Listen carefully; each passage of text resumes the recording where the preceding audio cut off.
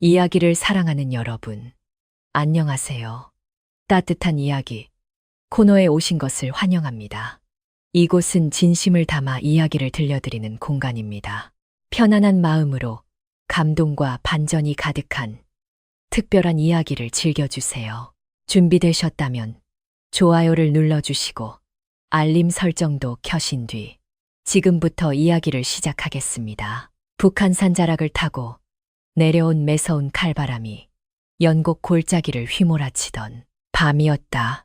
민대감의 고택 문풍지는 마치 원혼들의 통곡처럼 처량하게 울어대고 있었고, 마당에 쌓인 낙엽들은 불안한 기운을 머금은 채 바스락거리며 굴러다녔다. 청렴하기로 이름난 민대감은 늦은 시각까지 서책을 읽고 있었고, 그의 외동딸 연서는 어머니 곁에서 술을 놓고 있었다. 비단 위에 한 땀 한 땀 새겨지던 백학 두 마리는 평화로워 보였으나, 그것이 이 가문에 닥칠 비극적인 이별을 예고하는 마지막 그림이 될 줄은 아무도 알지 못했다. 칠흑 같은 어둠은 갑자기 곡식 창고 쪽에서 치솟은 붉은 불길에 의해 무참히 찢겨 나갔다. 굶주린 짐승처럼 입을 벌린 화마는 순식간에 건물을 집어삼킬 듯 달려들었고, 평온하던 저택은 순식간에 아수라장으로 변해버렸다. 잠들었던 하인들이 혼비백산하여 뛰쳐나오며 지르는 비명은 고요한 밤 공기를 날카롭게 갈랐고, 물을 쐰는 다급한 발소리와 무언가 무너져 내리는 굉음이 뒤섞여 생지옥을 방불케 했다. 매서운 겨울바람은 야속하게도 불길을 더욱 부채질하여 기와지붕 위로 검은 연기를 뿜어 올렸다. 방 안으로 스며드는 매캐한 연기와 뜨거운 열기에 놀란 연서는 수트를 떨어뜨리며 자리에서 일어났다. 방문 밖은 이미 시뻘건 불바다가 되어 있었고, 숨을 쉴 때마다 폐부 깊숙이 타는 듯한 고통이 밀려왔다. 어머니는 공포에 질린 딸의 손을 낚아채듯 잡고 연기 속을 헤치며 탈출구를 찾으려 했으나, 굉음과 함께 석가래가 무너져 내리며 유일한 통로를 가로막았다. 목재가 타들어가는 소리와 밖에서 들려오는 사람들의 절규가 뒤섞여 고막을 때리니 연서의 어린 마음은 공포로 조각조각 부서져 내렸다.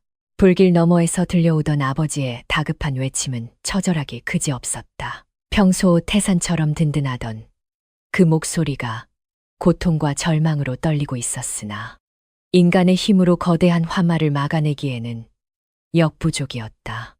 아내와 딸을 구하기 위해 불 속으로 뛰어들려던 민대감의 그림자는 검은 연기 속에서 춤을 추듯 일렁이다가 이내 시야에서 사라져 버렸다.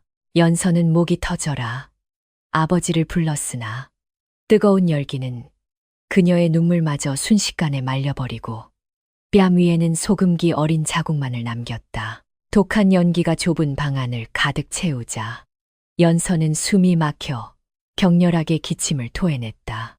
매운 연기가 연약한 눈, 점막을 파고들었고, 마치 불덩이를 눈에 들이부은 듯한 끔찍한 통증이 그녀를 습격했다.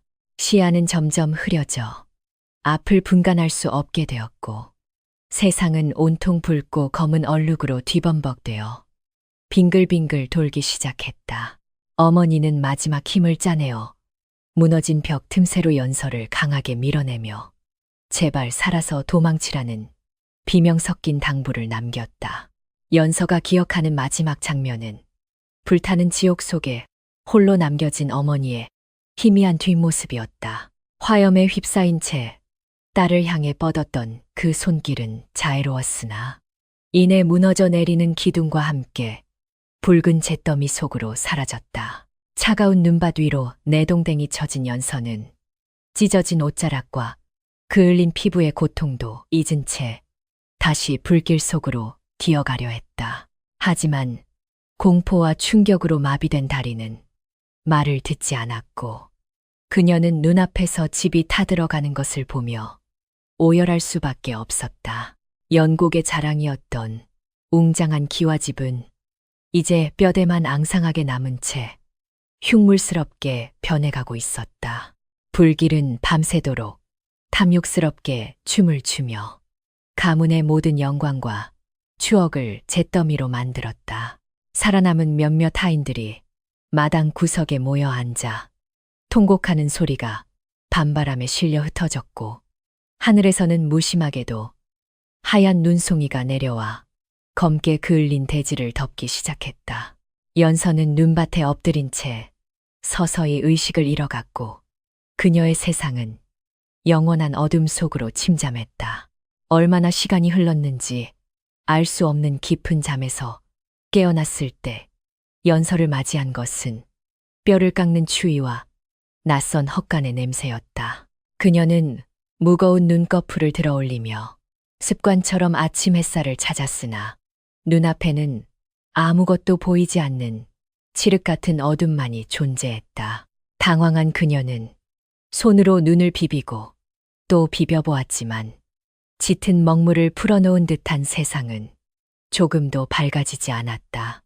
그것은 단순한 밤의 어둠이 아니라 빛이 완전히 차단된 절망의 심연이었다. 극심한 공포가 엄습해오자 연서는 허공에 손을 휘저으며 미친 듯이 부모님을 불렀다. 그러나 돌아오는 것은 쥐들이 기어다니는 소리와 낡은 문틈으로 새어 들어오는 바람 소리뿐이었다. 그녀의 손끝에 닿는 것은 거친 지푸라기와 차가운 흙벽뿐이었고, 따뜻했던 부모님의 품은 어디에도 없었다. 자신이 앞을 볼 수 없게 되었다는 사실을 깨달은 순간 연서의 가슴은 천갈래만 갈래로 찢어지는 듯했다. 어제까지만 해도 찬란했던 세상이 하루아침에 지옥으로 변해버린 것이었다. 그때 삐거덕거리는 소리와 함께 헛간 문이 열리고 누군가 들어오는 기척이 느껴졌다. 찬바람과 함께 들어온 사내는 연서에게 다가와 감정 없는 목소리로 충격적인 소식을 전했다. 주인 어른과 마님께서 지난밤 화재로 모두 돌아가셨으며 이제 이 넓은 세상에 연서 홀로 남겨졌다는 비보였다. 그 말은 날카로운 비수가 되어 연서의 심장을 찔렀고, 그녀는 소리조차 지르지 못한 채 멍하니 허공을 응시했다. 눈에서는 하염없이 눈물이 흘러내렸지만 그녀는 그 눈물조차 볼 수 없었다. 부모를 잃은 슬픔과 빛을 잃은 절망이 동시에 덮쳐오자 연서는 짐승처럼 울부짖으며 바닥을 굴렀다. 사랑받던 외동딸에서 하루아침에 고아가 되고 맹인이 되어버린 자신의 처지가 믿기지 않았다. 칠흑 같은 어둠 속에 웅크리고 앉아 떨고 있는 그녀의 모습은 폭풍 후에 꺾인 한 송이 꽃처럼 위태로워 보이기도 했다. 차라리 그 불길 속에서 부모님과 함께 죽었더라면 이토록 고통스럽지는 않았을 것이라는 생각만이 머릿속을 맴돌았다. 어둠 속에서 연서를 내려다보는 한 남자가 있었으니 그는 민대감의 신임을 받던 집사 강씨였다.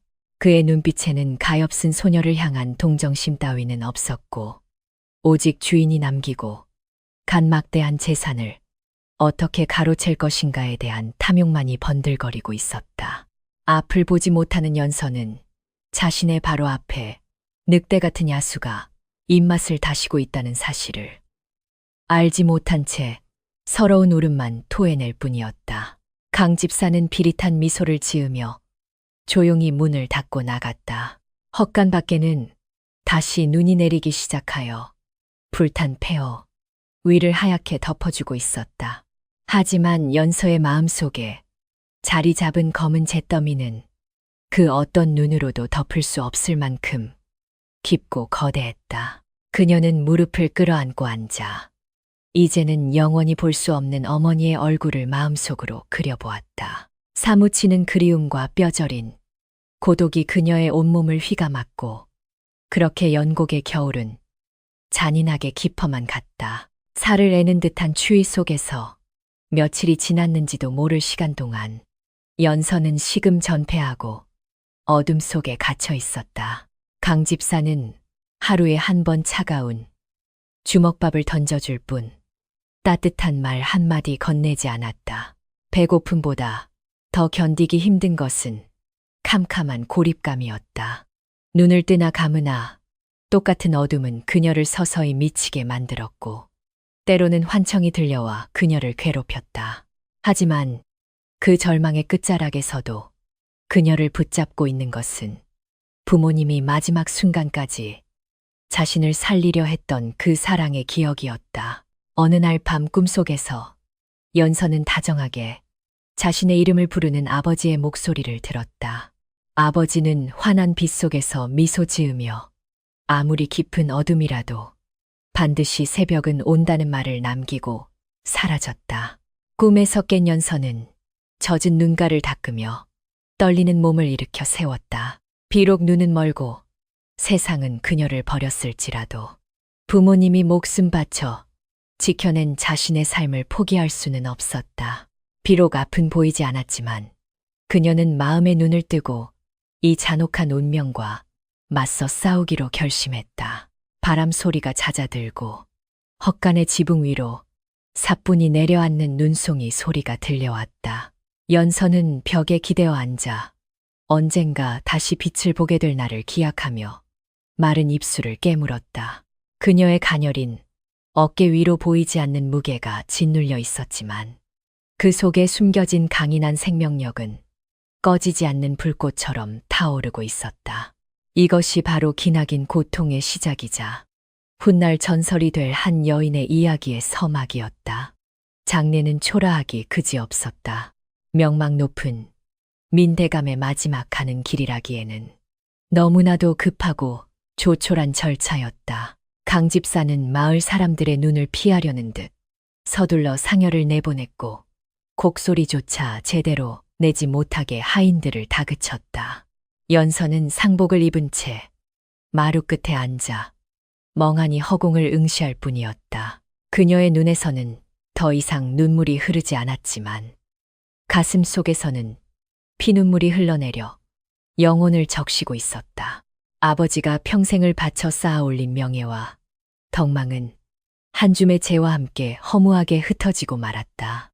장례가 끝나자마자 강 집사는 본색을 드러내기 시작했다. 그는 주인의 죽음을 슬퍼하는 척하며 흘렸던 거짓 눈물을 닦아내고 탐욕으로 번들거리는 눈빛을 감추지 않았다.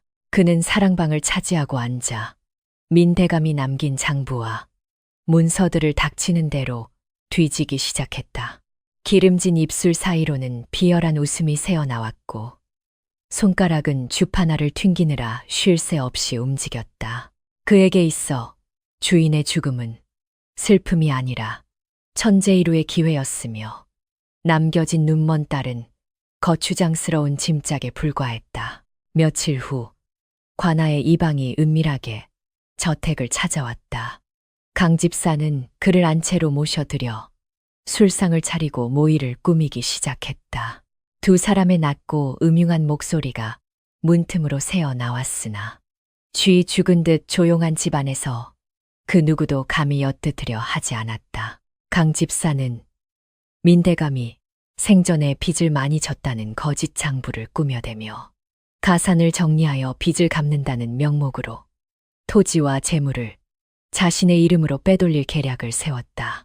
뇌물을 받은 이방은 껄껄 웃으며 도장을 찍어주었고 그렇게 민 가문의 재산은 순식간에 강 집사의 수중으로 넘어가고 있었다.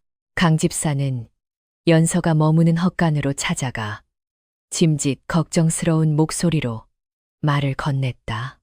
아가씨 대감마님께서 남기신 빚이 산더미 같아 채권자들이 들이닥칠 기세입니다. 제가 겨우 막고는 있으나 이 집마저 넘어갈 판이니 당분간은 고생스럽더라도 이곳에서 지내셔야겠습니다. 그의 목소리에는 가식적인 안타까움이 묻어 있었으나 그 이면에는 어린 소녀를 속여 모든 것을 가로채려는 교활함이 숨겨져 있었다. 연서는 아무 말 없이 고개를 숙였으나 그녀의 예민해진 청각은 강 집사의 숨소리에 섞인 거짓의 냄새를 맡을 수 있었다. 그날부터 연서의 처지는 하인보다 못한 노비 신세로 전락했다. 강 집사는 그녀에게서 비단 옷을 벗겨내고 거친 무명 옷을 입혔으며 따뜻한 밥 대신 식은 밥덩이를 던져주었다. 그는 눈이 멀어 거동이 불편한 연서에게 배틀 앞에 앉아 명주를 짜라고 명령했다. 밥값을 하려면 손이라도 놀려야 하지 않겠느냐는 그의 말은 차갑고도 잔인했다. 평생 붓과 바늘만 잡았던 고운 손이 거친 배틀부 속에 부딪히고 긁히며 피가 맺혔지만 그녀는 입술을 깨물며 참고 또 참아야 했다. 배틀 돌아가는 소리가 달그락거리며 헛간을 채울 때마다 연서의 마음도 덜컹거렸다. 보이지 않는 눈으로 실을 고르고 북을 놀리는 일은 고문과도 같았다. 실이 엉키거나 끊어질 때마다 강 집사의 불호령이 떨어졌고 때로는 매몰찬 손찌검이 날아오기도 했다. 뺨을 맞아 얼얼한 고통 속에서도 연서는 울지 않았다. 지금 눈물을 보이면 저 악한에게 굴복하는 것이라 생각했기에 그녀는 억지로 눈물을 삼키며 다시 떨리는 손으로 북을 잡았다. 강 집사의 횡포는 날이 갈수록 심해졌다. 그는 하인들을 모두 내보내고 자신의 신복들로 그 자리를 채웠으며 마을 사람들이 연서에게 접근하는 것을 철저히 차단했다. 혹시라도 연서가 억울함을 호소하여 자신의 악행이 드러날까 두려웠기 때문이다. 그는 마을의 연서가 충격으로 실성하여 사람을 해치려 한다는 헛소문을 퍼뜨려 이웃들이 그녀를 피하게 만들었다. 고립무원의 처지에 놓인 연서는 칠흑 같은 어둠 속에 갇혀 세상과 단절된 채 시들어갔다. 겨울바람은 숭숭 뚫린 헛간 벽 틈으로 들어와 연서의 뼈마디를 쑤셔댔다. 불조차 제대로 지피지 않은 냉방에서 그녀는 내미불 하나의 의지에 밤을 지새웠다. 손발은 동상에 걸려 퉁퉁 부어올랐고 피부는 거칠게 터져 피고름이 흘렀다. 한때 연곡 제1의 미녀라 불리던 고운 자태는 온데간데 없고 이제는 병들고 지친 짐승 같은 몰골만이 남았다. 하지만 육체의 고통보다 더 견디기 힘든 것은 믿었던 사람에게 배신당했다는 정신적인 충격과 분노였다. 어느 날 밤술에 취한 강 집사가 비틀거리며 헛간으로 들어왔다. 그는 연서의 멱살을 잡고 흔들며 옥인장의 행방을 캐물었다. 민대감이 가장 아끼던 옥으로 만든 도장. 그것만 있으면 남은 재산까지 모두 완벽하게 자신의 것으로 만들 수 있었기 때문이다. 내년이 그 도장을 어디에 숨겼는지 바른 대로 대라. 그의 입에서는 역겨운 술 냄새가 진동했고 거친 손길은 연서의 목을 조여왔다. 연서는 숨이 막혀 쿠푸거리면서도 끝내 입을 열지 않았다. 그것은 아버지의 마지막 자존심이자 강 집사의 완전한 승리를 막을 유일한 무기였다. 강 집사는 헛간을 뒤집어 엎을 듯이 난동을 부렸다. 지푸라기를 해치고 바닥을 파헤치며 도장을 찾으려 했으나 어디에서도 옥인장은 나오지 않았다. 분노가 머리끝까지 치솟은 그는 연서를 벽으로 밀치며 으름장을 놓았다. 만약 도장을 내놓지 않으면 너를 염전 노예로 팔아버리겠다. 그 말은 단순한 위협이 아니었다. 그의 눈에는 이미 인간으로서의 도리나 양심은 찾아볼 수 없었고 오직 돈에 미친 악귀의 형상만이 어른거리고 있었다. 폭력과 협박이 휩쓸고 지나간 자리의 연서는 쓰러진 채 가쁜 숨을 몰아쉬었다.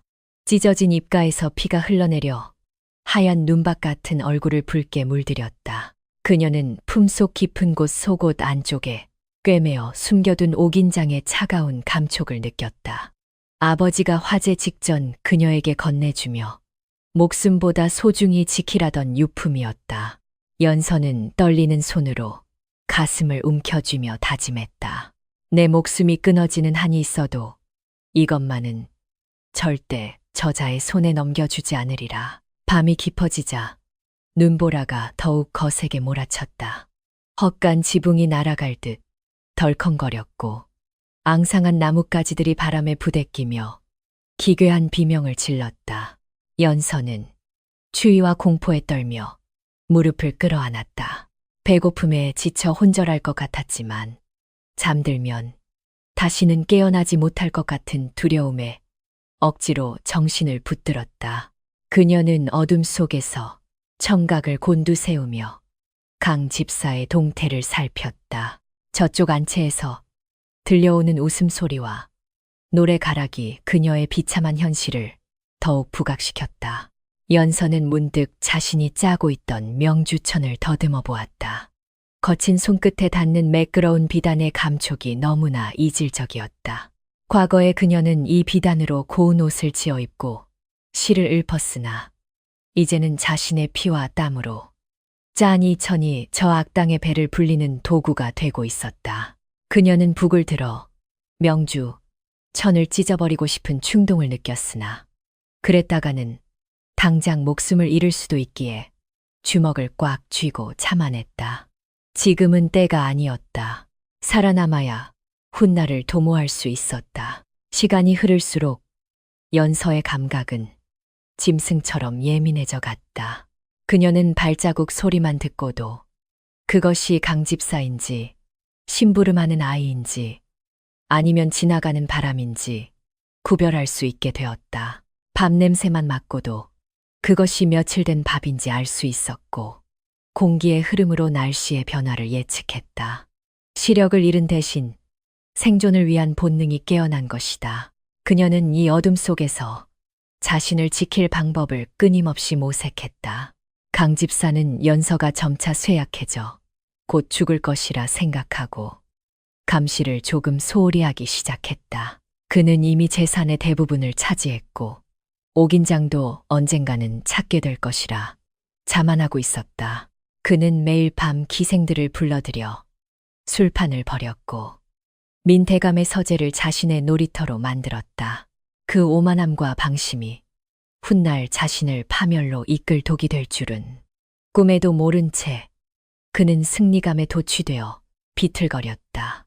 어느 새벽 연서는 물을 마시기 위해 기어 나오다가 문 밖에서 들리는 낯선 남자들의 대화 소리를 듣게 되었다. 그것은 강 집사가 아닌 더 거칠고 사나운 목소리들이었다. 인신매매상들이었다. 강 집사가 정말로 그녀를 팔아넘기기 위해 흥정을 하고 있었던 것이다. 눈먼 계집이라도 얼굴이 반반하니 기방 뒷방으로 넘기면 헐값은 받지 않겠소. 그들의 대화 내용은 인간의 언어라기보다는 짐승의 울부짖음보다 더 끔찍했다. 연서는 입을 틀어막고 소리 없는 비명을 질렀다. 심장이 터질 듯이 뛰었고 온몸의 피가 역류하는 것 같았다. 이곳에서 굶어 죽거나 맞아 죽는 것보다 더 끔찍한 운명이 그녀를 기다리고 있었다. 그녀는 다시 헛간 구석으로 기어 들어가 몸을 숨겼다. 공포가 극에 달하자 오히려 차가운 이성이 고개를 들었다. 이대로 앉아서 당할 수는 없었다.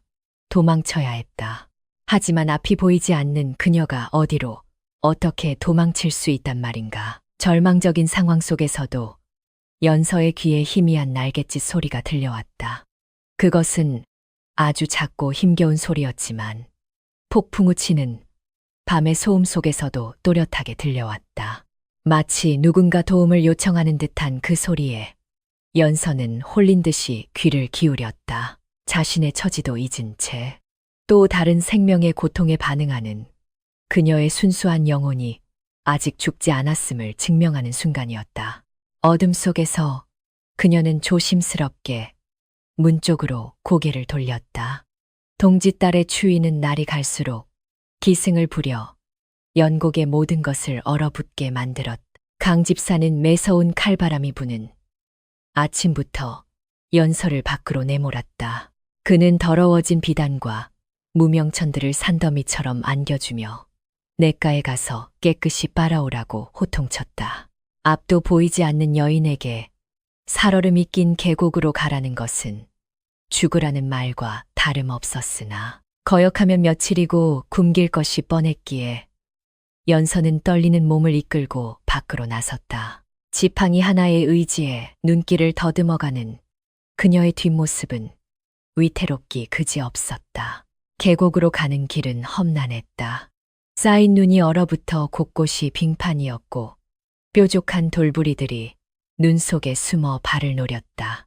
연서는 몇 번이나 미끄러져 넘어지며 무릎과 손바닥이 까졌지만 아픔을 느낄 새도 없이 다시 일어났다. 빨래 바구니의 무게가 어깨를 짓눌렀고 차가운 바람은 옷깃을 파고들어 살점을 도려내는 듯했다. 그녀는 오로지 물소리가 들리는 방향만을 의지해 한 걸음 한 걸음 힘겹게 내디뎠다. 겨우 도착한 냇가는 꽁꽁 얼어붙어 있었다. 연서는 주변에서 돌을 주워 얼음을 깨기 시작했다. 깡깡 얼음 깨지는 소리가 적막한 계곡에 울려 퍼졌고 깨진 얼음 조각들이 튀어 얼굴을 때렸다. 겨우 구멍을 내고 손을 담그자 뼈를 깎는 듯한 냉기가 손끝을 타고 올라와 심장까지 얼어붙게 만들었다. 감각이 마비되어 내 손인지 남의 손인지 분간할 수 없을 지경이었지만 그녀는 빨래 방망이를 두드리며 묵묵히 일을 시작했다. 그때였다. 쇠소리 섞인 바람결 사이로 기이한 비명소리가 들려왔다. 사람의 것도 짐승의 것도 아닌 날카롭고도 처절한 울음소리였다. 연서는 방망이질을 멈추고 귀를 기울였다. 소리는 계곡 위쪽 덤불숲에서 들려오고 있었다. 고통에 몸부림치는 생명의 신음소리가 분명했다. 두려움이 앞섰지만 그 소리에 담긴 절박함이 그녀의 발걸음을 이끌었다. 그녀는 빨래를 내팽개치고 엉금엉금 기어서 소리가 나는 쪽으로 다가갔다. 덤불숲을 헤치고 나아가자 비명소리는 더욱 커졌다. 무언가 크고 힘센 것이 바스락거리며 몸부림치고 있었다. 연서는 조심스럽게 손을 뻗어 허공을 더듬었다. 손끝에 거칠고 차가운 깃털의 감촉이 느껴졌다. 그리고 끈적하고 따뜻한 액체, 그것은 피였다. 깜짝 놀라 손을 떼자 거대한 날개가 그녀의 얼굴을 스치며 위협적으로 퍼덕거렸다. 그것은 덩치가 아주 큰 새였다. 놀란 새는 부리로 연서의 손등을 쪼아댔다. 날카로운 부리에 살점이 뜯겨나가는 고통이 밀려왔지만 연서는 물러서지 않았다. 그녀는 본능적으로 알 수 있었다. 이 짐승이 사냥꾼이 쳐놓은 덫에 걸려 죽어가고 있다는 것을. 그녀는 피 묻은 손을 다시 뻗으며 부드럽게 속삭였다. 괜찮다. 나는 너를 해치려 온 것이 아니다. 내 말이 들리느냐? 가만히 있거라. 그녀의 목소리는 떨렸지만 그 속에 담긴 진심은 짐승에게도 전해지는 듯했다. 새의 격렬한 저항이 조금씩 잦아들자 연서는 조심스럽게 새의 다리 쪽을 더듬어 내려갔다. 예상대로 차갑고 육중한 쇠붙이가 새의 다리를 꽉 물고 있었다. 톱니처럼 생긴 덫은 뼈까지 파고든 듯 만져보기만 해도 끔찍했다.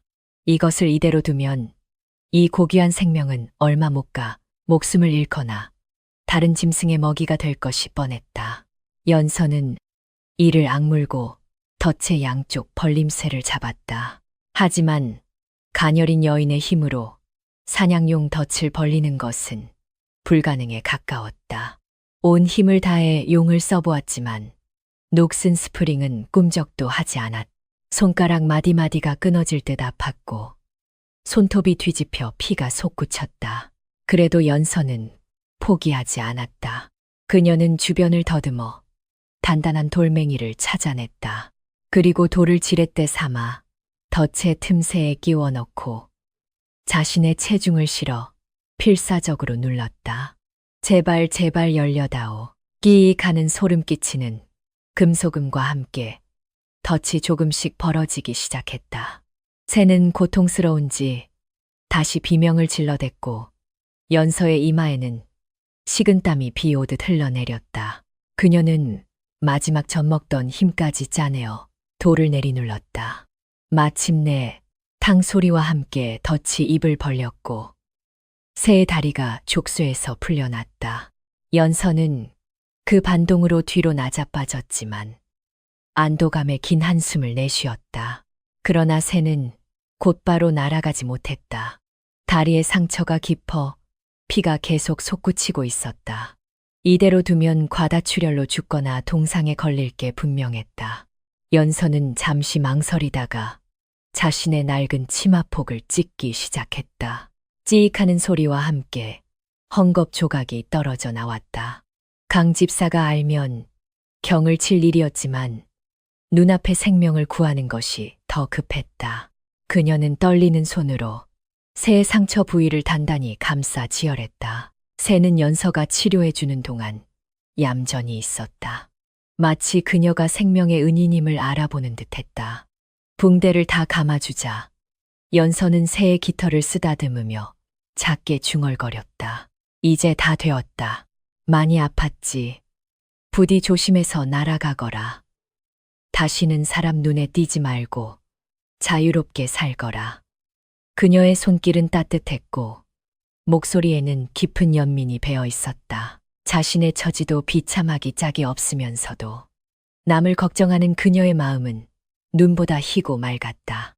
그때 놀라운 일이 벌어졌다. 새가 곧장 날아가지 않고 연서에게 다가와 머리를 비벼대기 시작했다.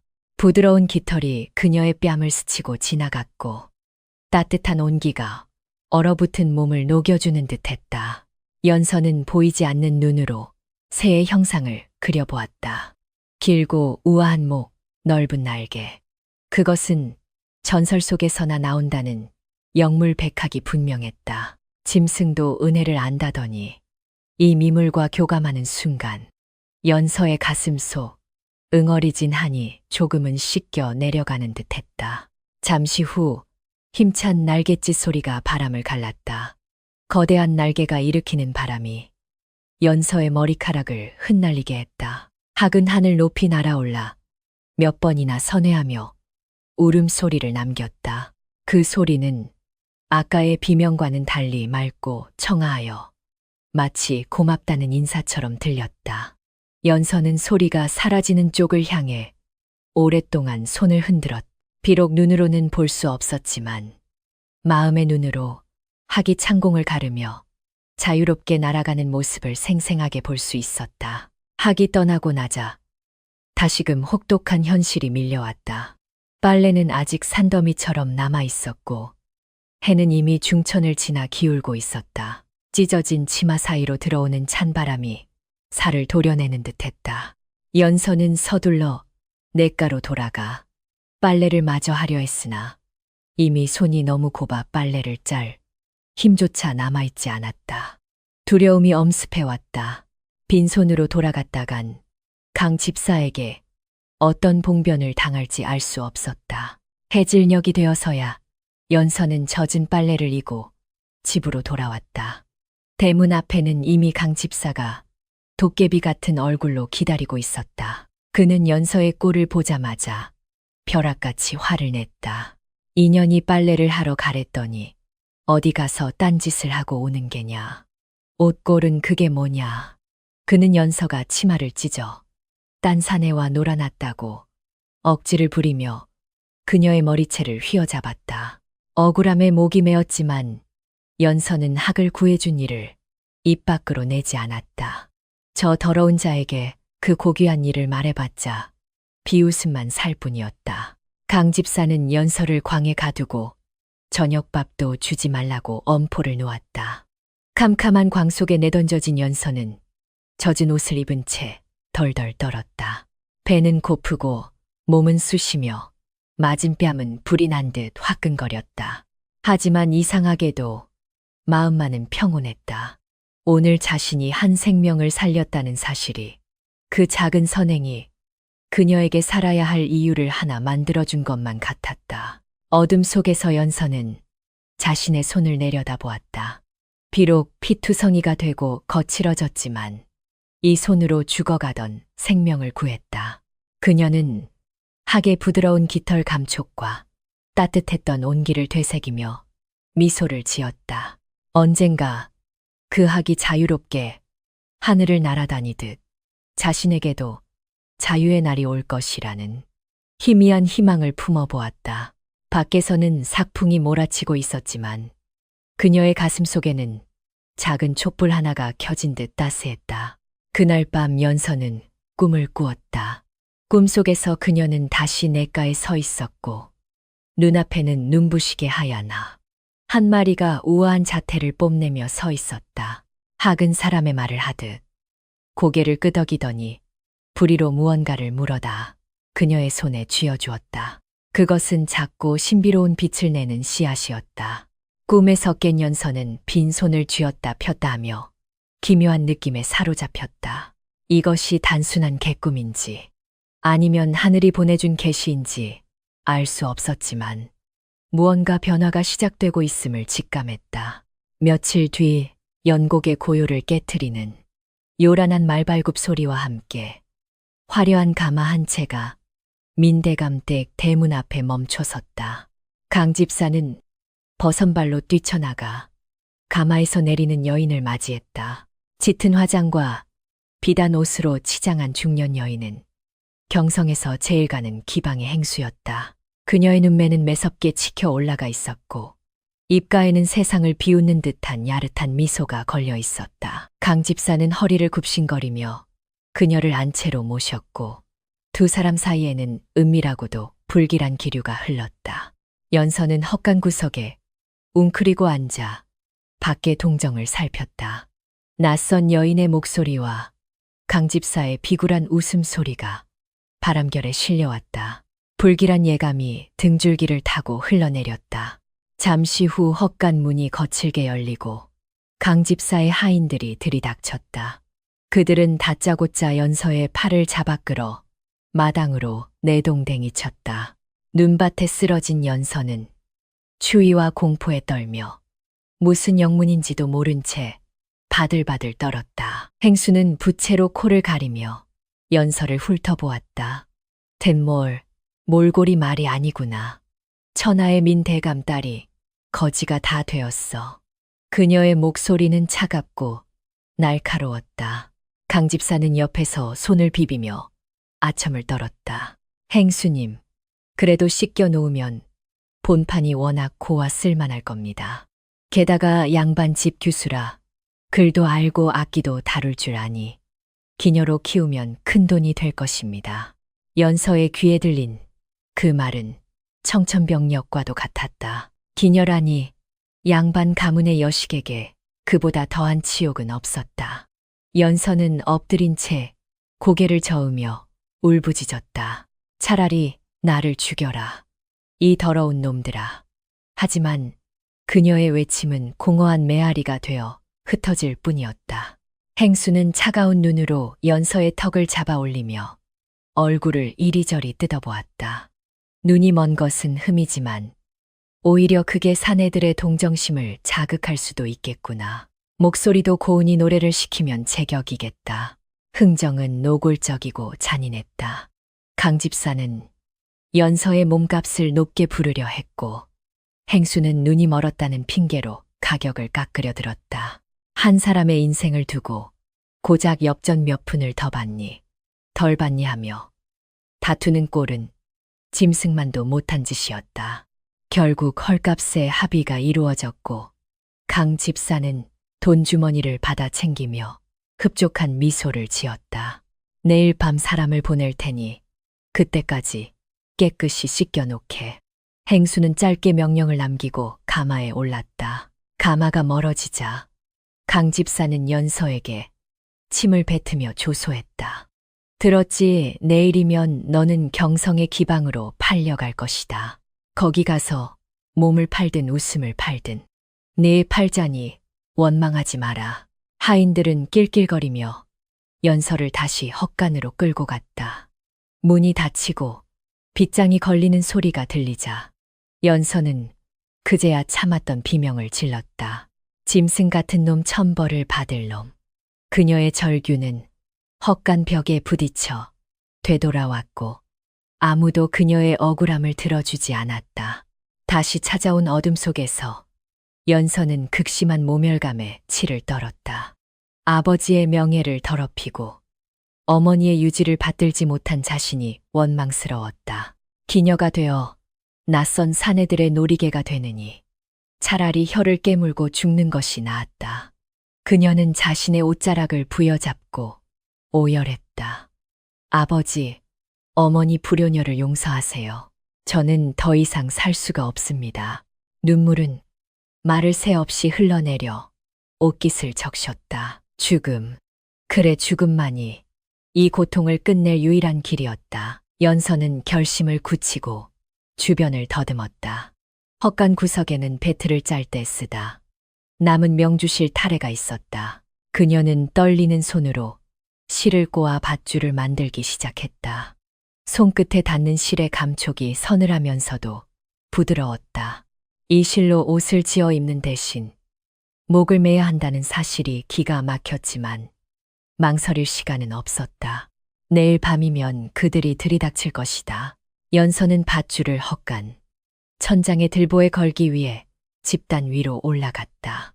보이지 않는 눈으로 더듬거리며 밧줄을 묶는 일은 쉽지 않았다. 몇 번이나 미끄러지고 넘어졌지만 죽기로 작정한 그녀의 의지는 꺾이지 않았다. 마침내 밧줄이 단단히 매어졌고 올가미가 그녀의 목을 기다리고 있었다.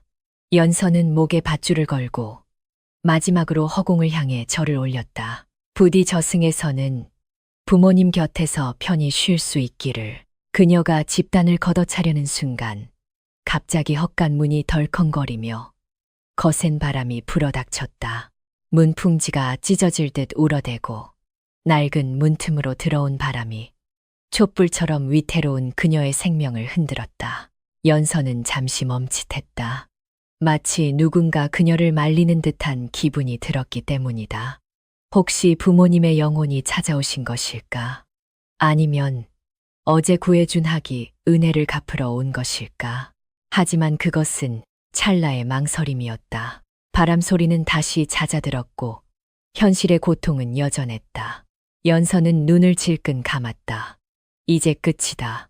그녀는 발에 힘을 주어 집단을 밀어내려 했다. 바로 그때 밖에서 기이한 소리가 들려왔다. 끼룩끼룩. 그것은 어제 들었던 학의 울음소리였다. 하지만 이번에는 한 마리의 소리가 아니었다. 수십 수백 마리의 학들이 떼를 지어 우는 듯한 웅장한 소리가 밤하늘을 가득 메웠다. 연서는 깜짝 놀라 밧줄을 풀고 바닥으로 내려왔다. 환청인가 싶어 귀를 의심했지만 소리는 점점 더 가까워지고 있었다. 날갯짓 소리가 마치 폭풍우처럼 몰아치며 헛간 지붕을 두드렸다. 무슨 일이지? 도대체 밖에서 무슨 일이 벌어지고 있는 거지? 연서는 두려움과 호기심에 이끌려 문 쪽으로 다가갔다. 죽으려던 마음조차 잊게 만들 만큼 압도적인 기운이 밖에서 느껴졌다. 그때 문 밖에서 쿵 하는 소리가 났다. 무언가 무거운 것이 떨어진 소리였다. 연서는 조심스럽게 문을 열었다. 찬바람과 함께 신비로운 향기가 코끝을 스쳤다. 그것은 난생 처음 맡아보는 머리가 맑아지고 마음이 평온해지는 향기였다. 연서는 손을 뻗어 문 앞을 더듬었다. 손바닥에 차갑고 딱딱한 그러나 온기가 느껴지는 작은 물체가 닿았다. 그것은 씨앗이었다. 꿈속에서 학이 물어다 주었던 바로 그 씨앗과 똑같은 느낌이었다. 연서는 씨앗을 쥐고 멍하니 서 있었다. 하늘에서 학대가 울어대고 문 앞에는 신비한 씨앗이 떨어져 있다. 이것은 분명 예사로운 일이 아니었다. 죽음의 문턱에서 그녀를 부르는 소리. 그것은 절망이 아닌 새로운 희망의 노래처럼 들렸다. 강집사의 고함 소리가 안채 쪽에서 들려왔다. 이게 무슨 소란이냐? 저 새떼들은 다 뭐고?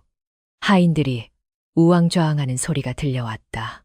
연서는 직감했다. 지금이 기회다. 이 씨앗이 무엇인지는 모르겠지만 하늘이 자신에게 마지막으로 기회를 주고 있다는 것을. 그녀는 씨앗을 품에 안고 헛간 뒤편의 장독대 쪽으로 기어가기 시작했다. 그곳에는 어머니가 아끼던 낡은 화분이 하나 있었다.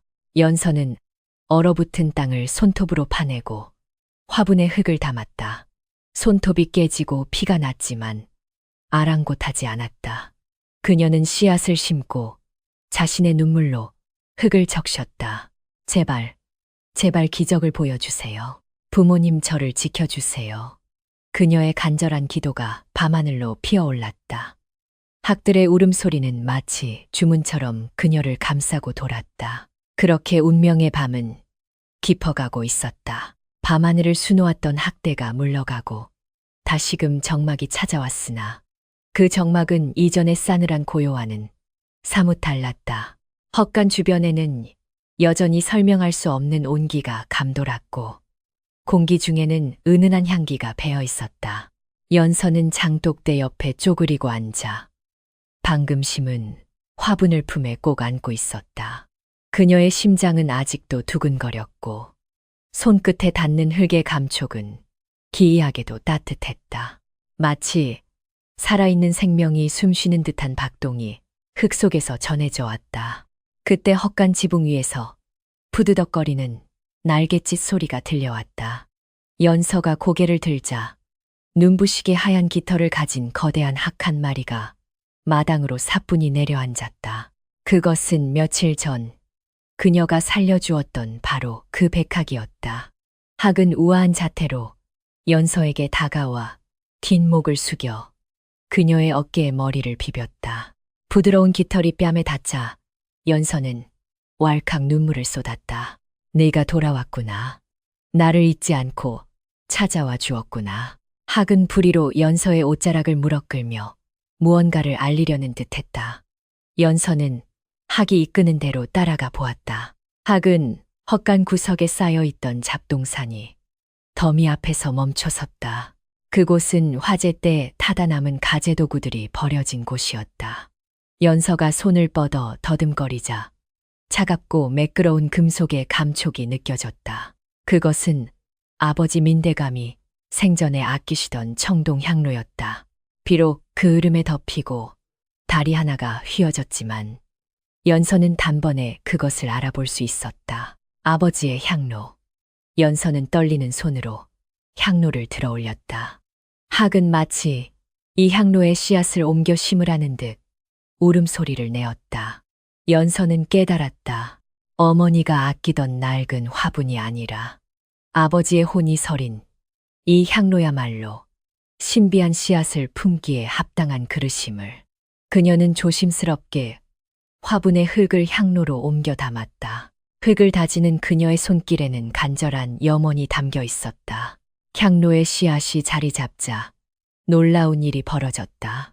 칠흑 같던 헛간 안이 희미한 서광으로 밝아오기 시작했다.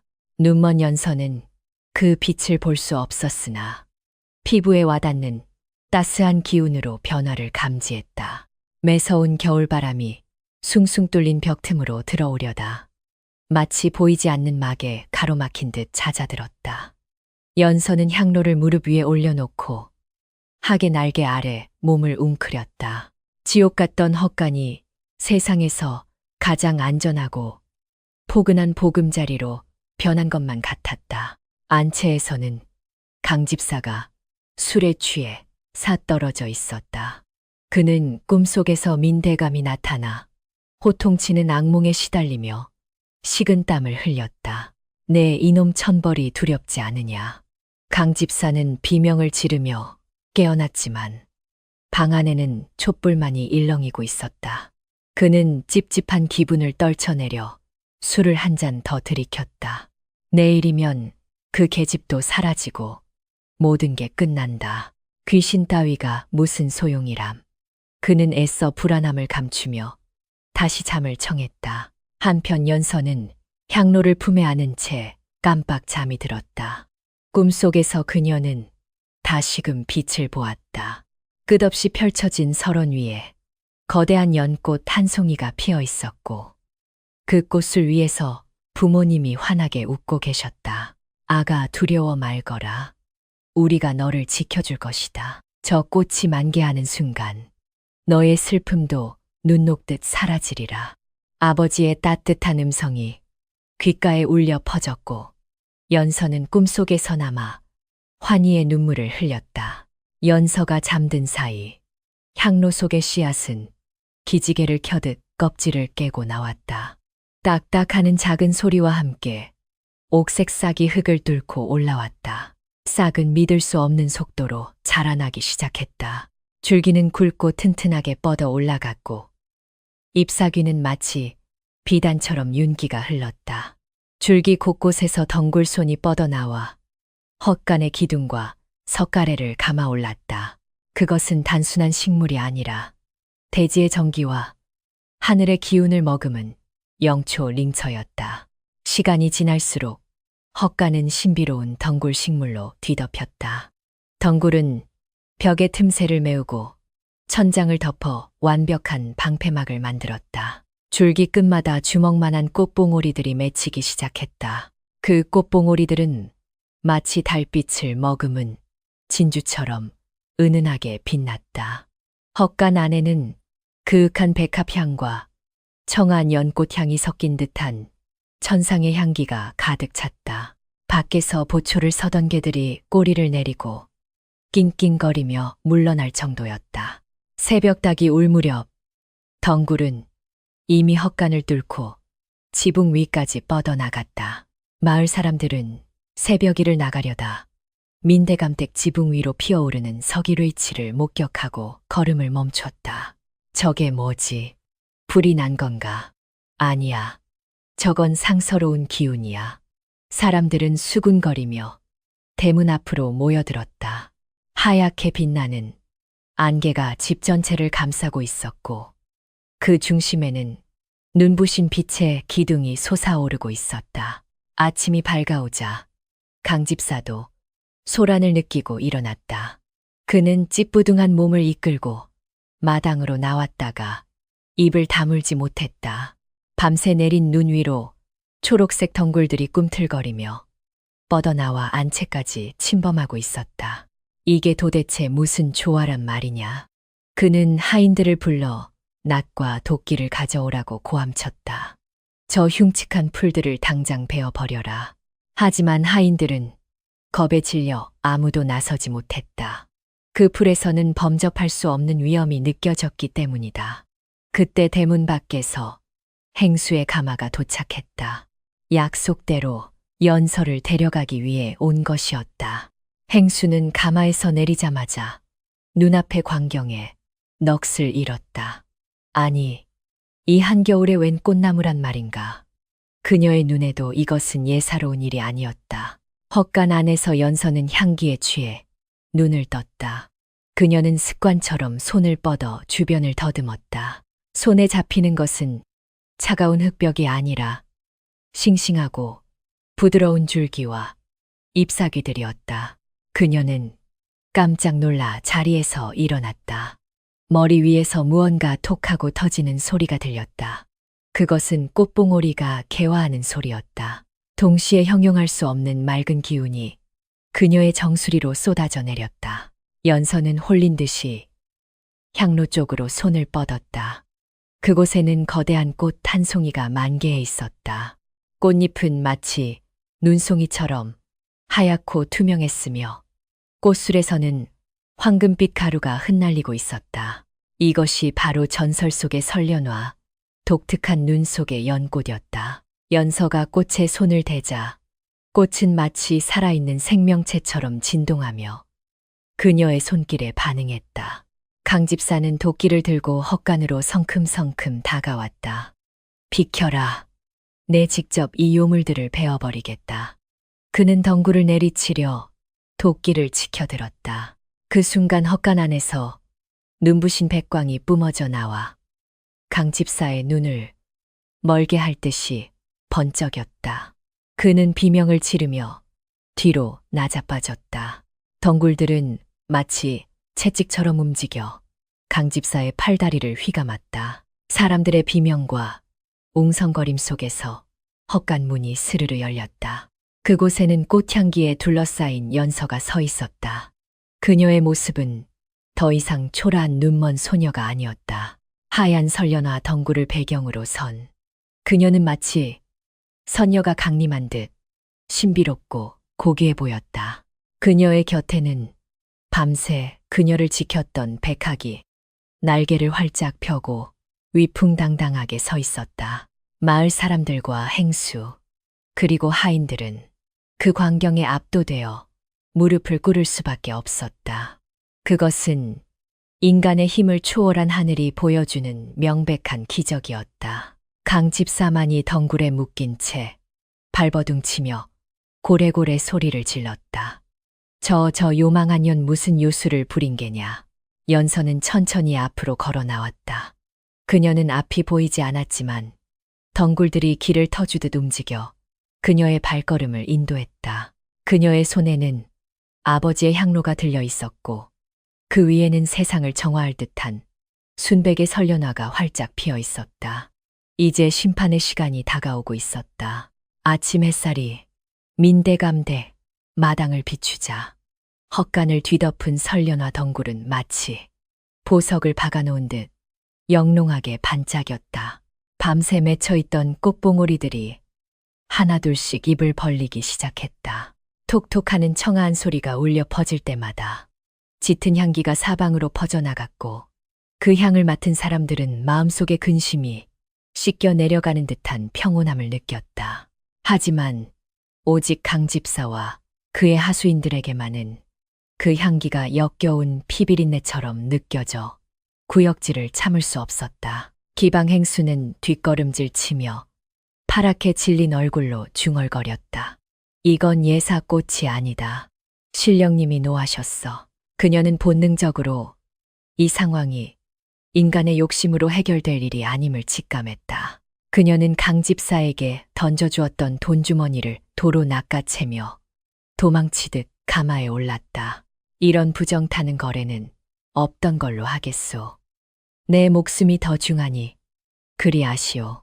가마꾼들은 행수의 재촉에 못 이겨 허둥지둥 자리를 떴다. 강 집사는 도망가는 행수를 보며 분기탱천하여 고래고래 소리를 질렀다. 저런 겁쟁이 같으니라고. 이건 그저 풀포기일 뿐이다. 내년이 요술을 부려 사람들을 홀리는구나. 그는 낫을 치켜들고 덩굴을 향해 달려들었다. 그의 눈은 탐욕과 광기로 붉게 충혈되어 있었고 입가에는 거품까지 물고 있었다. 그가 낫을 휘둘러 굵은 줄기를 내리찍는 순간 깡하는 쇠붙이 부딪히는 소리가 나며 낱날이 부러져 나갔다. 덩굴은 강철보다 단단했다. 강 집사는 손목이 꺾이는 고통에 비명을 지르며 뒤로 나자빠졌다. 그때 가장 크고 화려한 첫 번째 꽃봉오리가 천천히 개화하기 시작했다. 눈부신 백색 광채가 뿜어져 나오며 꽃잎이 한 장 한 장 펼쳐졌다. 사람들은 눈이 부셔 손으로 얼굴을 가리면서도 그 신비로운 광경에서 눈을 떼지 못했다. 꽃심 깊은 곳에서 무언가 붉은 빛이 감돌고 있었다. 꽃이 완전히 만개하자 그 중심에는 놀랍게도 붉은 인주가 묻은 옥인장이 놓여 있었다. 그것은 강 집사가 그토록 찾아 헤매던 민대감의 인장이었다. 마을 촌장이 떨리는 목소리로 외쳤다. 저건 대감마님의 옥인장이 아닌가. 잃어버렸다던 가문의 보물이 어찌 저 꽃 속에 들어있단 말인가. 사람들은 웅성거리기 시작했고 강 집사의 얼굴은 사색이 되었다. 저게 왜? 강 집사는 믿을 수 없다는 듯 눈을 비침다. 그가 샅샅이 뒤져도 나오지 않던 도장이 꽃 속에서 나타난 것이다. 그것은 마치 하늘이 그의 죄를 입증하기 위해 증거물을 내놓은 것과 같았다. 그는 공포에 질려 뒷걸음질 쳤으나 곧이어 탐욕이 다시 고개를 들었다. 저 도장만 있으면, 저 도장만 내 손에 넣으면 이 모든 재산은 내 것이다. 그는 미친 듯이 웃으며 다시 꽃을 향해 달려들었다. 내놔라. 그건 내 것이다. 하지만 이번에는 백학이 가만히 있지 않았다. 학은 날카로운 부리로 강 집사의 손등을 쪼아대며 그를 가로막았다. 강 집사는 팔을 휘저으며 학을 쫓아내려 했으나 학의 날갯짓은 매서웠고 부리는 정확했다. 피투성이가 된 손을 감싸 쥐고 강 집사는 바닥을 굴렀다. 그 순간 두 번째 꽃봉오리가 요란한 소리를 내며 터졌다. 이번에는 향기가 아닌 짙은 회색 연기가 뿜어져 나왔다. 연기는 순식간에 강 집사의 주변을 에워쌌고 그 속에서 기이한 형상들이 나타나기 시작했다. 그것은 지난밤 화재의 참상을 그대로 재현한 환영이었다. 불타는 집, 무너지는 기둥, 그리고 불길 속에서 살려달라고 외치는 민대감 부부의 모습이 생생하게 떠올랐다. 마을 사람들의 눈에는 보이지 않았으나 강 집사의 눈에는 그 환영이 너무나 또렷하게 보였다. 그는 허공을 향해 손을 내저으며 비명을 질렀다. 오지 마, 오지 마. 내가 불을 지른 게 아니야. 그저 겁만 주려 했단 말이다. 재산 문서만 내놓으면 살려주려 했는데 너희가 버틴 탓이야. 공포에 질린 그의 입에서 자백이 터져 나왔다. 사람들은 경악을 금치 못했다. 단순한 실화인 줄 알았던 화재가 강 집사의 방화였다는 사실이 밝혀지는 순간이었다. 촌장은 분노에 차서 외쳤다. 저놈을 잡아라. 주인을 살해하고 재산을 가로챈 천하의 패륜하다. 마을 장정들이 몽둥이를 들고 강 집사를 포위해 들어왔다. 하지만 강 집사는 이미 제정신이 아니었다. 그는 연기 속의 원혼들에게 쫓기듯 마당을 빙빙 돌며 괴성을 질렀다. 그때 관아의 포졸들이 들이닥쳤다. 마을의 소란을 듣고 사또가 직접 출두한 것이었다. 사또는 마당 한가운데 핀 거대한 설련화와 미쳐 날뛰는 강 집사를 보고 눈을 의심했다. 이게 도대체 무슨 변괴란 말이냐. 촌장은 사또 앞에 무릎을 꿇고 자초지종을 고했다.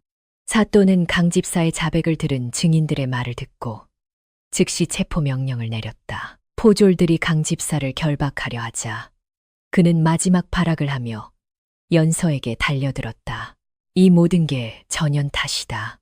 저 마녀가 요술을 부려 나를 모함하는 것이다. 그가 연서의 목을 조르려는 찰나 덩굴들이 일제히 움직여 강 집사의 온몸을 칭칭 감아버렸다. 덩굴 가시가 그의 살을 파고들었고 그는 고통에 몸부림치며 꼼짝도 할 수 없게 되었다. 연서는 소란 속에서도 태연하게 서 있었다. 그녀는 보이지 않는 눈으로도 모든 진실이 밝혀졌음을 알 수 있었다. 그녀는 손을 뻗어 꽃 속에 있는 옥인장을 집어들었다. 차가운 옥의 감촉이 손바닥에 닿자 아버지의 따뜻한 온기가 전해져 오는 듯했다. 그녀는 사또를 향해 옥인장을 들어보이며 또렷한 목소리로 말했다. 사또 나으리, 이것이 제 아버님의 유품이자 이 집의 주인임을 증명하는 인장입니다. 부디 억울하게 돌아가신 부모님의 한을 풀어주십시오.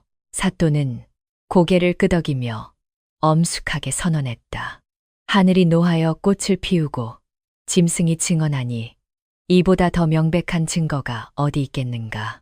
강간놈을 당장 하옥하고 그 죄를 엄히 물을 것이다. 강 집사는 처참한 몰골로 끌려가면서도 끝까지 저주를 퍼부었으나 사람들은 더 이상 그의 말에 귀 기울이지 않았다.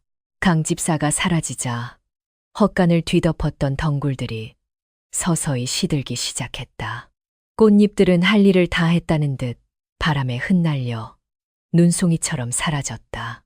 하지만 옥인장을 품고 있던 그 거대한 꽃송이만은 여전히 시들지 않고 연서의 곁을 지키고 있었다. 백학은 하늘 높이 날아올라 승리의 춤을 추듯 마당을 선회했다. 연서는 털썩 주저앉아 오열했다. 두려움과 긴장이 일시에 풀리면서 그동안 참아왔던 서름이 복받쳐 올랐기 때문이다. 마을 안악들이 달려와 그녀를 부축하며 함께 울어주었다. 아가씨 고생 많으셨습니다. 이제 다 끝났습니다. 하늘이 도우셨습니다. 사람들의 따뜻한 위로 속에서 연서는 비로소 자신이 혼자가 아님을 깨달았다. 폐허가 된 마당 위로 따스한 햇살이 쏟아져 내렸다. 그것은 긴 겨울이 끝나고 봄이 오고 있음을 알리는 서곡과도 같았다. 연서의 손에 들린 옥인장이 햇빛을 받아 영롱하게 빛났고 그녀의 다친 눈꺼풀 위로도 빛이 내려앉았다. 정의가 실현된 그날 연곡의 하늘은 유난히도 맑고 푸르렀다. 강 집사가 포졸들에게 끌려간 뒤 민대감의 저택에는 기묘한 정적이 감돌았다. 마당 한가운데 홀로 남은 연서는 손에 쥔 옥인장을 가슴에 꼭 품은 채 바닥에 주저앉아 있었다. 비록 앞은 보이지 않았으나 그녀는 주변의 공기가 달라졌음을 느꼈다. 무겁고 탁했던 탐욕의 기운이 물러가고 맑고 청량한 기운이 온 집안을 감싸 안았다. 마을 사람들은 여전히 경이로운 눈으로 연서와 그 곁을 지키는 거대한 설련화 줄기를 바라보았다. 사또는 포졸들을 시켜 집안 곳곳을 수색하게 했다. 강 집사가 숨겨두었던 거짓 장부들과 빼돌린 가재 도구들이 하나둘씩 마당으로 쏟아져 나왔다. 촌장은 연서의 곁으로 다가와 그녀의 어깨를 토닥였다. 아가씨, 이제 아버님의 명예를 되찾았으니 기운을 차리셔야 합니다. 연서는 고개를 끄덕이며 입술을 깨물었다. 부모님의 원수를 갚았다는 안도감과 함께 이제 홀로 이 거대한 집안을 일으켜 세워야 한다는 책임감이 어깨를 짓눌렀다. 그때 여전히 시들지 않고 빛나던 설련화의 세 번째 봉우리가 서서히 벌어지기 시작했다. 사람들은 숨을 죽이고 그 광경을 지켜보았다. 파르르 떨리며 꽃잎이 열리자 그 속에서 눈부시게 하얀 가루가 폭포수처럼 쏟아져 나왔다. 그것은 보석도 금도 아닌 바로 향기롭고 뽀얀 쌀알들이었다. 쌀알들은 순식간에 마당의 빈 쌀독들을 가득 채우고도 남아 산처럼 쌓였다. 마을 사람들은 탄성을 내뱉었다. 흉작과 강집사의 착취로 굶주렸던 이들에게 그것은 하늘이 내린 축복과도 같았다. 연서는 보이지 않는 손을 뻗어 쌓인 쌀알들을 만져보았다. 매끄럽고 단단한 곡식의 감촉이 손끝을 타고 전해졌다. 이것은 하늘이 저희 가문에 주신 것이 아니라 고통받은 마을 사람들에게 나누어 주라고 보내신 선물입니다. 연서의 단호하면서도 자애로운 목소리에 사람들은 감동하여 눈물을 흘렸다.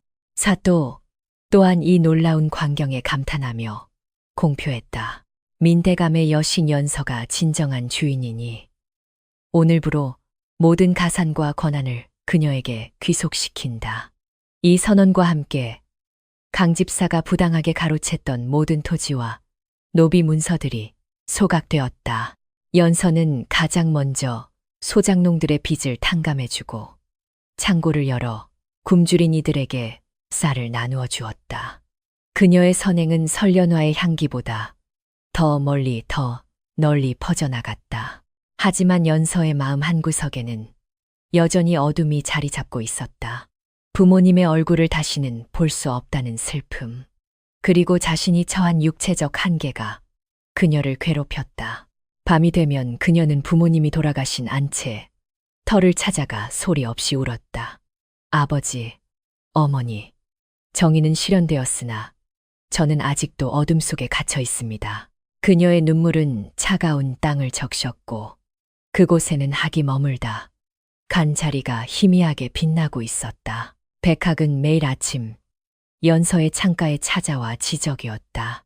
마치 그녀를 위로하듯 혹은 무언가 더 기다리고 있다는 듯 청아한 울음소리를 냈다. 연서는 학의 울음소리를 들으며 배를 짜고 집안일을 돌보았다. 비록 눈은 멀었으나 그녀의 손길은 더욱 정교해졌고 그녀가 짠 비단은 세상에서 가장 아름답다는 평을 받았다. 그녀의 삶은 서서히 회복되고 있었으나 진정한 기적은 아직 그녀를 기다리고 있었다. 어느 날 연서는 꿈속에서 백학이 설련화의 마지막 잎새를 따서 자신의 눈에 올려주는 환상을 보았다. 꿈에서 깬 그녀는 자신의 눈가에 맺힌 기이한 온기를 느꼈다. 그것은 단순히 슬픔의 눈물이 아니었다. 그것은 지난 겨울 그녀가 목숨을 걸고 구해준 미물의 보은이자 하늘이 내리는 마지막 선물의 시작이었다. 민대감 댁의 제거는 순조로웠다. 마을 사람들은 자진하여 집을 수리하고 정원을 가꾸었다. 강집사 밑에서 고통받던 하인들도 돌아와 연서의 충직한 수족이 되었다.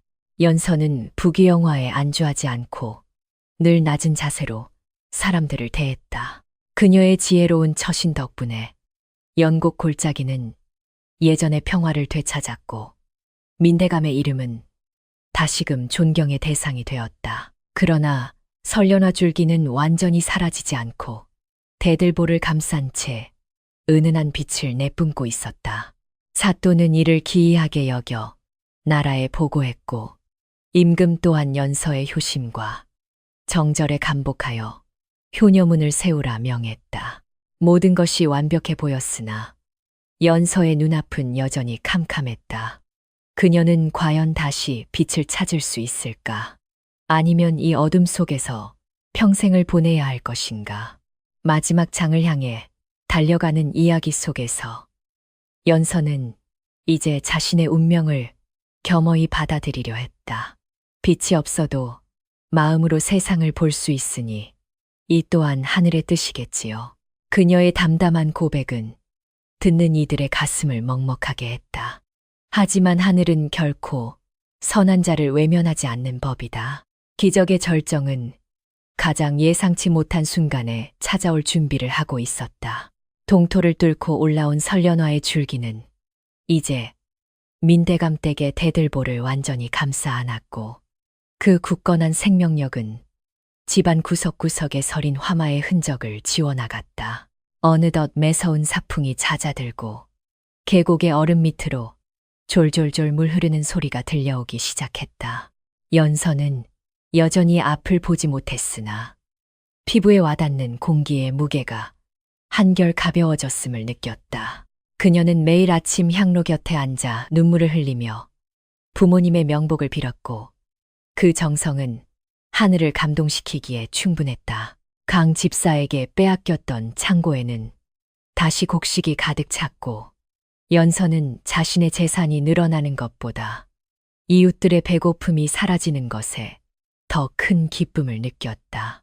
그녀는 설련화가 쏟아낸 쌀알들을 가난한 이들에게 나누어 주며 부모님이 생전에 실천하셨던 인정을 베풀었다. 마을 사람들은 그녀를 눈먼 보살이라 부르며 칭송했고 민대감의 집은 다시금 연곡의 중심이 되어 활기를 되찾았다. 하지만 그녀의 닫힌 눈꺼풀 위로는 여전히 깊은 어둠의 그림자가 드리워져 있었다. 그러던 어느 날 겨우내 자취를 감췄던 백학이 다시 창가로 날아와 힘차게 날갯짓을 했다. 평소보다 훨씬 크고 청아한 울음소리에 연서는 지팡이를 짚고 마당으로 나섰다. 백학은 그녀의 주위를 맴돌며 날개 끝으로 그녀의 어깨를 톡톡 건드렸다. 마치 어딘가로 인도하려는 듯한 몸짓의 연서는 홀린 듯 백학의 뒤를 따라갔다. 그녀가 도착한 곳은 예전에 학을 구해주었던 바로 그 차가운 계곡이었다. 계곡가에는 이제 막 꽃망울을 터뜨리려는 버들강아지들이 봄볕 아래서 졸고 있었다. 백학은 연서를 물가로 이끌더니 부리로 물을 한 머금 떠서 그녀의 손바닥에 부어주었다. 연서가 그 물로 얼굴을 적시자 얼음처럼 차가우면서도 불덩이처럼 뜨거운 기운이 전신을 관통했다. 그것은 대지의 정기가 응축된 신비로운 샘물이었으며 지난날 그녀가 보여준 자애로움에 대한 대자연의 응답이었다. 그 순간 집안에 있던 설련화의 마지막 잎새가 바람에 실려와 연서의 눈가에 사뿐히 내려앉았다. 잎새가 닿은 자리에선 은은한 광채가 뿜어져 나왔고 연서는 태어날 때 느꼈던 것 같은 강렬한 생동감을 경험했다. 백학은 하늘 높이 날아올라 몇 번이나 선회하며 축복의 울음을 남겼고 숲속의 짐승들도 숨을 죽인 채 이 장엄한 광경을 지켜보았다. 하늘이 내린 마지막 꽃잎은 그녀의 오랜 한을 씻어내고 있었다. 연서는 갑작스러운 눈의 통증에 비명을 지르며 바닥에 주저앉았다. 시신경을 자극하는 날카로운 전율이 뇌리를 스쳤고 머릿속이 하얗게 타버리는 것 같은 고통이 지속되었다. 하지만 그 고통은 파괴의 전조가 아닌 창조의 산고였다.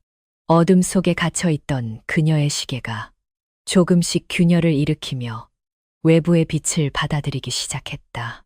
잎새는 서서히 녹아 그녀의 안구 속으로 스며들었고 짙은 먹구름이 걷히듯 시야가 밝아지기 시작했다.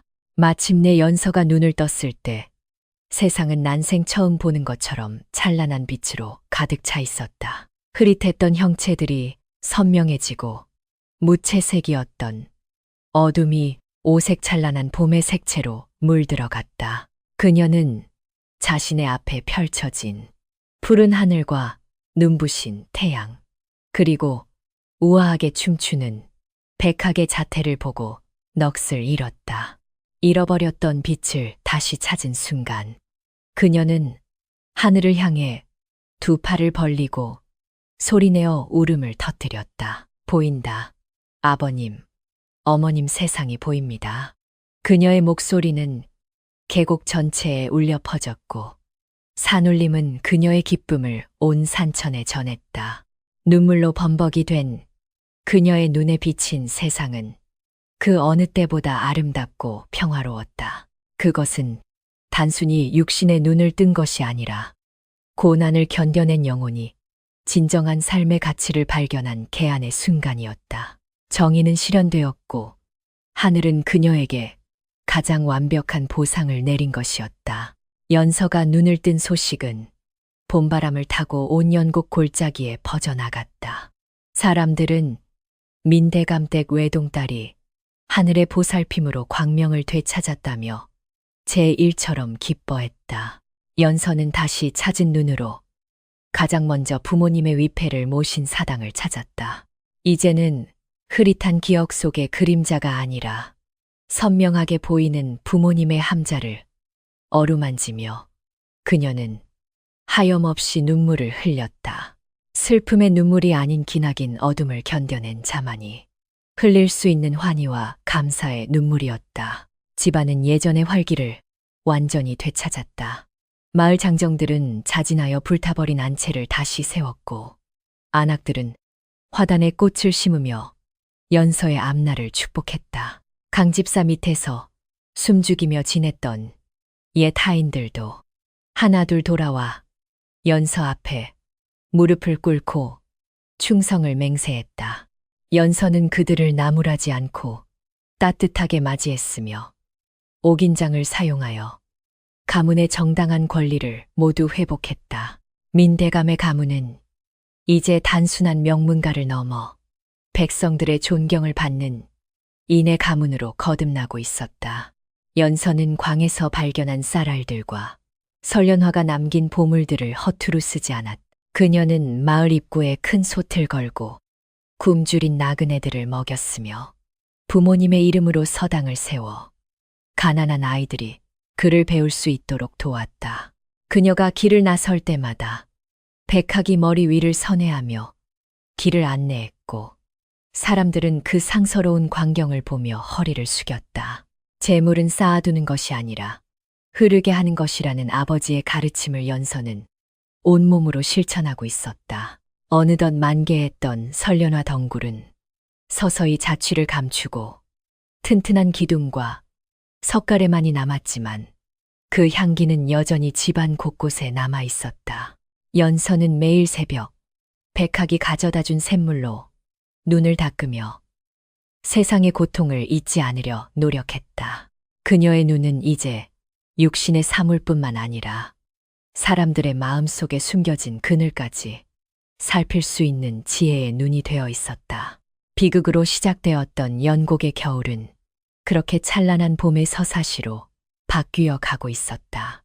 연곡의 골짜기에 완연한 봄이 찾아와 산천초목이 저마다의 색깔을 뽐낼 무렵 민대감의 저택은 다시금 예전의 위용을 되찾았다.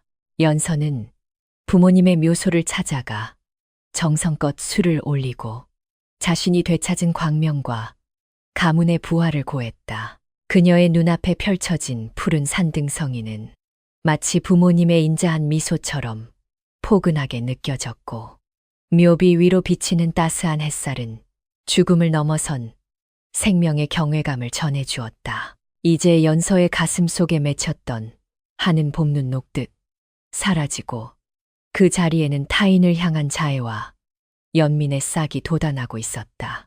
제사를 마치고 돌아오는 길, 하늘 높이 비상하던 백학이 연서의 어깨 위에 사뿐히 내려앉았다. 학은 긴 목을 빼어 연서의 뺨을 비비며 나지막한 울음소리를 내었는데, 그것은 은혜를 갚고 이제 제자리로 돌아가야 함을 알리는 작별의 인사였다.